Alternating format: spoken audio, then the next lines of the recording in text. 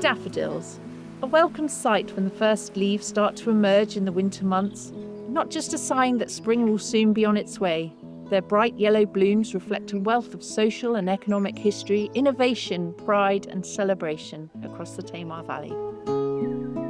The daffodil business down here started in the 1860s, and then because of the microclimate, it was much earlier than up in London. In the mornings we'd go up to London into Covent Garden and it would be full of just fruit, flowers and vegetables. During the wartime, a lot of the ground that was where the growing daffodils were, they were ploughed up because they had to grow food. So the daffodils were ploughed up. They were thrown on the hedges, which is why on the hedges you see a lot of daffodils growing, but they're the older varieties. I grew up here as a child. My father lived here all his life. His father before him came down here to pick fruit in the summer months, as lots of people did back in the day. Liked it so much, this area, he stayed. And now I'm working the ground and trying to save some of the heritage bulbs. Years ago, my father, he employed 2 men at one time, and they used to pick daffodils all morning and then take them over to Costock council houses, and lots of the ladies over in the council houses used to bunch them, and then my father would go over there at tea time, pack them into cardboard boxes, and he used to take them down to Costock station, and sometimes I'd go with him, and I used to scare the life of me out because he used to reverse over the railway lines up to the platform, and they'd be there chatting away to the station master, and I'd be sat in the van, scared stiff that the train's going to arrive any minute. Used to put them on the train that was like 6 o'clock, 7 o'clock in the evening, and then they'd be in all the markets next morning, 4 o'clock in the morning, you know. They had a good market back then. There wasn't so much Dutch stuff available. Nowadays, the bigger growers have capitalised all the markets really, and supermarket and flowers coming in from abroad. Most of what I grow now is sold locally. Tavistock, Yelverton. I don't really go any further than that. The railway line was cut in 1966, and that was really the end of exporting daffodils from the Tamar Valley. So what we've got left here is a remnant. Although the daffodil industry today isn't what it once was, they are still cherished around the valley and form a distinctive part of its landscape. So every year we celebrate daffodils at Cote Hill. From late winter through to middle of March, we start to see the garden wake up, and the hedgerows on the way through to the estate as well will show different varieties on stands. This year we've got some daffodils in pots on the terraces. We also have a daffodil arch as well. We put in about 3,500 stems, so it's absolutely fantastic and a time not to be missed. We've got a significant collection, around 300 varieties that have all been collected in and around the Tamar Valley.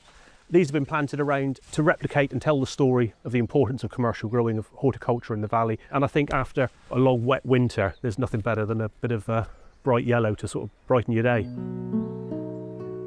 Whilst many varieties of heritage daffodils found in the valley date back hundreds of years, things are still developing to this day. Recently, a new addition was added to the inventory. We're in the middle of the orchard. We sometimes call it the walnut orchard, sometimes the apple orchard, sometimes the daffodil orchard, slightly depending on the time of year. On one of the garden tours back in, I think it was 2012, there was a wonderful gentleman called Alan Street. He walked past what he thought looked like quite an unusual daffodil. He worked for Avon Bulbs up in Somerset, so had many years of experience. Later in the year he came and dug some of the daffodils up, grew them on, and was able to determine that they were in fact a new variety of daffodil. He said it was called a Narcissus, pseudo-Narcissus. We then were given the opportunity to name it, which was quite fun. The head gardener on the estate at the time was a wonderful chap called Chris Duke, who'd been here since 1980, and it felt only right that we could sort of mark his impact on the gardens in some way. So we decided that it should be called the Narcissus, pseudo-Narcissus Duke. And so it's a very lovely, fluffy, double, yellowish, whitish, pretty daffodil.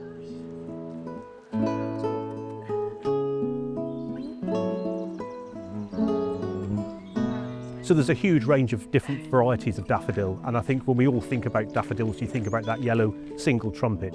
There are about 22,000 different varieties. So when we say we've got 300 here at Cotehill, actually that's still quite a small percentage.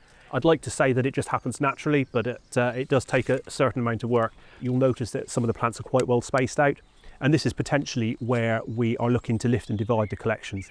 We would lift them, break the bulbs up, and then from that one clump of bulb, you've potentially got sort of 15 or 20 bulbs that you can then spread out and increase the collection.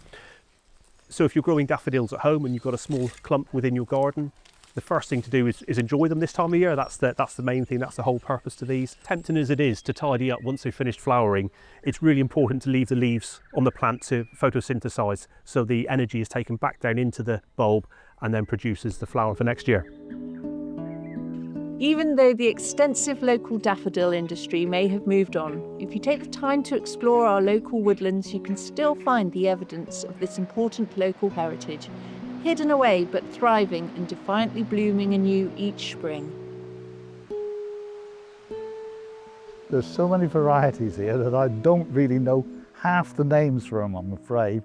I've rescued them from the woods and I've planted them in rows now, and the florists and the general public that buy from my little stall, they quite like the small, delicate, little old-fashioned varieties. So they've been selling reasonably well, really. It's nice to keep traditionally old varieties going, really, you know. All these modern ones are nice. They don't seem to have the strength in the bulb to keep going many years. You know, you buy a new bulb from a new variety, and unless you really look after it and keep lifting the bulb and having it sterilised, the strength in the bulb soon disappears. I showed you earlier a big bed of Sempervivantes that I planted when I was about 13 years old, I think. And my father said, "They'll never grow there, boy." And the bed's still there now, and I'm still picking off the bed. Some like 50 years later, so just shows you that the older generations maybe didn't know everything. Daffodils are a rich part of our heritage and landscape in the Tamar Valley. It is a heritage and landscape that needs protecting. We can do that by buying locally grown flowers, supporting local growers to keep the market gardening industry alive, as well as joining in with events that celebrate the diversity and beauty of our historic daffodils, ensuring that they can be enjoyed for generations to come.